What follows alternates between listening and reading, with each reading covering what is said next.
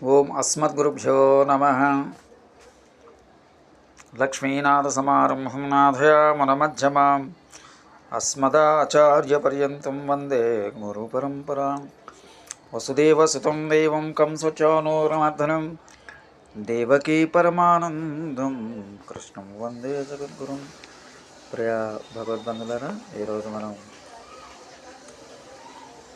వాల్మీకి రామాయణంలో బాలకాండలో అక్కడక్కడ ప్రధానమైన శ్లోకాలు వివరణ తెలుసుకుందాం. తపస్వాధ్యాయనరతం తపస్వీ వాగ్విదాం వరం నారదం పరిప్రపశ్య వాల్మీకి మునిపుంగవం. మానవ జాతికి లభించిన మొదటి శ్లోకం, ఆది కావ్యానికి ఆది శ్లోకం, వాల్మీకి మహర్షి రాసిన మొదటి శ్లోకం, ఆయన పలికిన మొదటి శ్లోకం ఇది కాదు. ఆయన రామాయణం అనే కావ్యానికి రాసిన మొదటి శ్లోకం మాత్రమే ఇది. తపస్వాధ్యాయనరతం తపస్వీ వాగ్వేదాం వరం నారదం పరిప్రపశ్య వాల్మీకి మనుపంగవం. రామాయణం ప్రథమ శ్లోకం. తపస్వి వాల్మీకి నిరతం వాగ్విదాం వరం మునిపంగవం నారదం పరిప్రపశ్చ. ఇది పదాల విషయం చాలా చిన్నదే. వాల్మీకి నారదం పరిప్రపశ్చ. వాల్మీకి నారదును ప్రశ్నించను. ఇంతే ఈ శ్లోక భావం.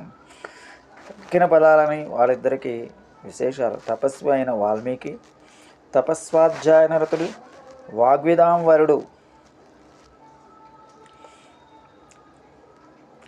మరియు మునిపొంగవుడు అయిన నారదునికి పరిప్రశ్న వేశారు.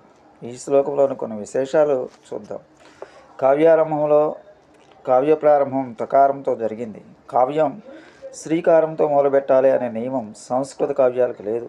ఇప్పటికీ రామాయణం గాయత్రి మంత్ర ప్రతిపాదకం కాబట్టి ఆ మంత్రం తస్వవితర్వరేణుల మొదటి అక్షరం రామాయణానికి మొదటి అక్షరం అవటంలో ఎంతో ఔచిత్యం ఉంది. దాంతోపాటు తక్కిన 23 అక్షరాలకి ఒక్కొక్క 1000 శ్లోకాలు చొప్పున మొత్తం 24,000 శ్లోకాలు రాశారు మహర్షి.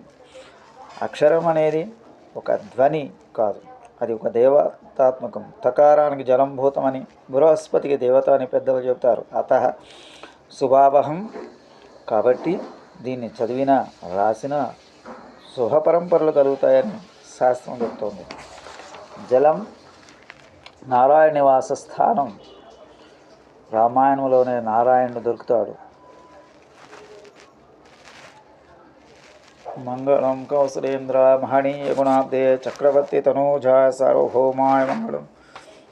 మంగళాశాసనపరై మదాచార్య పురోగమై సర్వైస్య పూర్వైరాచార్య సత్కృపాయాస్తు.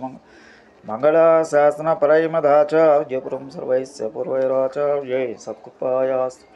శ్రీమతే రమ్మజామాతృ మణీంద్రాయ మహాత్మనే శ్రీరంగవాసనే భూజాత్ నిత్యశ్రీ నిత్యమంగళం. ఓం అస్మద్గురుభ్యో నమః.